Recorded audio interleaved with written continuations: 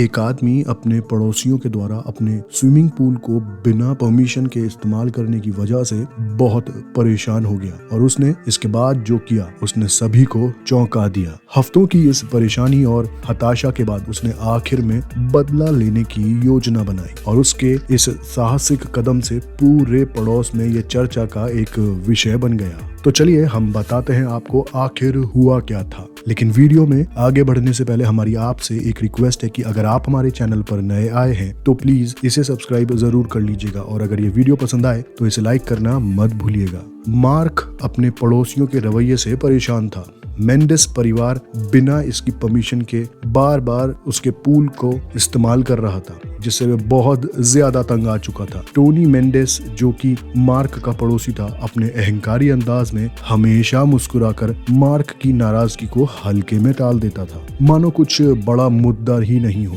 परंतु मार्क के लिए उसका पूल सिर्फ एक सामान्य सी सुविधा नहीं था, बल्कि उसकी मेहनत और शांति का प्रतीक था। वह स्विमिंग पूल एक ऐसी जगह थी मार्क के लिए जहां वो जाकर अपने सुकून का समय बिताता था और तनाव से बचने का एक बहुत ही अच्छा जरिया था वो उसके लिए। मार्क ने शुरू में तो शांति से इस स्थिति को संभालने की कोशिश की। उसने मेंडेस परिवार को केवल उसकी परमिशन के बाद ही पूल का इस्तेमाल करने की रिक्वेस्ट की, पर उसकी इस विनम्रता भरी रिक्वेस्ट का उन पर कोई भी असर नहीं हुआ। स्थिति बद से बदतर होती चली गई और अब हर हफ्ते के अंत में जब वो अपने घर लौटता था तो वो हर बार मेंडेस परिवार को उसके स्विमिंग पूल के अंदर मौज मस्ती करते हुए पाता था। जब उसके साथ काम करने वाले उसके सहकर्मी माइकल ने उसे सिचुएशन से निपटने के लिए उसे सलाह दी कि उसे कोई ठोस और कठोर कदम उठाना चाहिए, तो मार्क को यह ख्याल तो आया, लेकिन उसने पड़ोसियों पर पुलिस बुलाना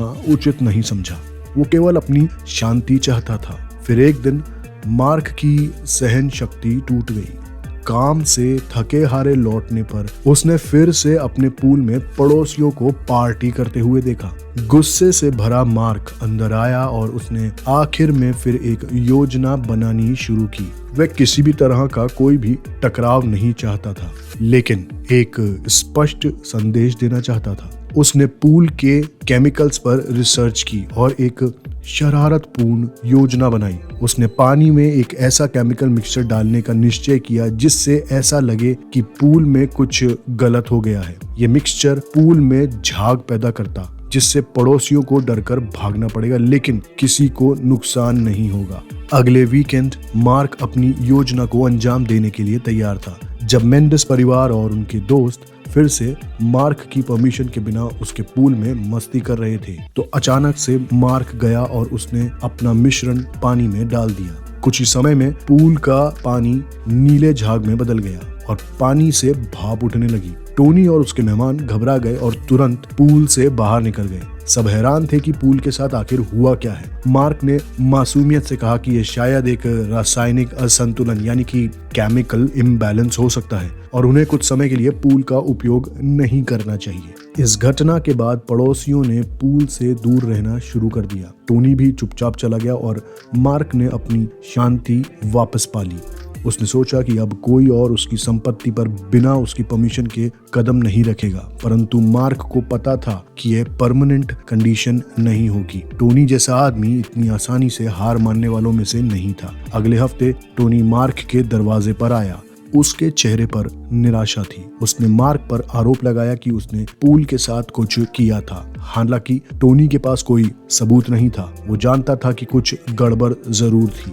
मार्क ने शांतिपूर्वक उसे समझाया कि यह सिर्फ पूल का रखरखाव है और कुछ भी गलत नहीं किया गया था। आखिरकार टोनी ने हार मान ली और बिना कुछ कहे चला गया। इस घटना के बाद महीनों तक पड़ोसियों ने पूल का उपयोग करना बंद कर दिया। मार्क ने महसूस किया कि उसने आखिरकार अपनी शांति और अपना स्विमिंग पूल वापस पा लिया है। लेकिन समय बीतने के साथ मार्क को ये एहसास हुआ कि अपने पड़ोसियों से पूरी तरह से अलग रहना भी सही नहीं था। टोनी से हुए सभी मतभेदों के बावजूद वह चाहता था कि पड़ोस में एक सौहार्दपूर्ण माहौल हो। मार्क के पास अब दो रास्ते थे। या तो वह इन रिश्तों को ऐसे ही चलने देता जिनके अंदर वह जानता था कि मतभेद आ चुका था, और या फिर वह ऐसा कुछ करता कि मतभेद भी दूर हो जाए और पड़ोसियों से रिश्ते भी ऐसे हों कि उसे वहां रहने में अच्छा लगे, क्योंकि वो ये बात अच्छी तरह से जानता था कि उसके हर दुख सुख में अगर कोई सबसे पहले काम आएगा तो वो उसके पड़ोसी ही होंगे। और वह ये भी अच्छी तरह से जानता था कि रिश्तों को वो इस तरह से आगे बढ़ाना चाहता था कि रिश्ते अच्छे भी हों और ये ही पड़ोसी फिर से उसके अच्छे व्यवहार वाले होने का नाजायज फायदा ना उठाते हुए उसका पूल बिना इसकी परमिशन के इस्तेमाल ना करें। इसलिए एक बहुत ही समझदार आदमी की तरह मार्क ने 1 महीने बाद पहल करते हुए बारबेक्यू पार्टी का आयोजन किया और कुछ पड़ोसियों को बुलाया। उसने स्पष्ट कर दिया कि पूल का उपयोग तभी किया जा सकता है जब अनुमति ली गई हो, और उन्हें लगा कि यह पहल चीजों को सही दिशा में ले जा सकती है। टोनी भी उस बारबेक्यू में आया और इस बार पहले जैसा अहंकारी नहीं था। उसने आधी अधूरी माफी मांगते हुए कहा कि उसे लगा कि वह थोड़ा ज्यादा आरामदायक हो गया था मार्क के पूल को लेकर। मार्क ने समझदारी से उसकी बात सुनी और यह उसे स्पष्ट कर दिया कि वह चाहता है कि उसकी सीमाओं का सम्मान किया जाए। उस दिन के बाद से टोनी ने मार्क की सीमाओं का सम्मान करना शुरू कर दिया। हालांकि वो उतने अच्छे दोस्त तो नहीं बने, लेकिन उनके बीच सम्मान का एक स्तर जरूर था। पड़ोसियों ने पूल को सामुदायिक सुविधा समझना बंद कर दिया और मार्क ने फिर से अपने घर को अपना महसूस किया। कुछ समय बाद दोनों पड़ोसियों के बीच की असहजता खत्म होने लगी। वो कभी कभी बातचीत करने लगे और अब एक दूसरे के प्रति सम्मान दिखाने लगे। मार्क को अब ये एहसास हुआ कि उसकी दृढ़ता और सूझबूझ ने न केवल उसकी शांति बहाल की, बल्कि उसके और टोनी के बीच बेहतर संबंध भी बना दिए। यह स्पष्ट था कि कभी कभी कठिनाइयों को सही तरीके से संभालने से रिश्ते सुधर सकते हैं। हमारी असल जिंदगी में हमारे साथ यही होता है। हम हमेशा परेशानियों को दूर करने के लिए एक छोटा रास्ता ही ढूंढते हैं। इस कहानी में भी छोटा रास्ता ये हो सकता था कि मार्क अपने पड़ोसी को और उसके परिवार को जलील करके घर से निकाल सकता था कि वो इस स्विमिंग पूल का इस्तेमाल ना करें, पर यहाँ पर वो अच्छी तरह से जानता था कि ऐसा करने से रिश्ते हमेशा के लिए टूट सकते थे और ज्यादा नरमी बरतने से उसके स्विमिंग पूल का गलत इस्तेमाल भी किया जा रहा था। तो उसने जो योजना बनाई वो बिल्कुल सही थी, जिसमें किसी का भी नुकसान नहीं हुआ और सारे रिश्ते भी अपनी जगह पर सही तरह से संभले रहे।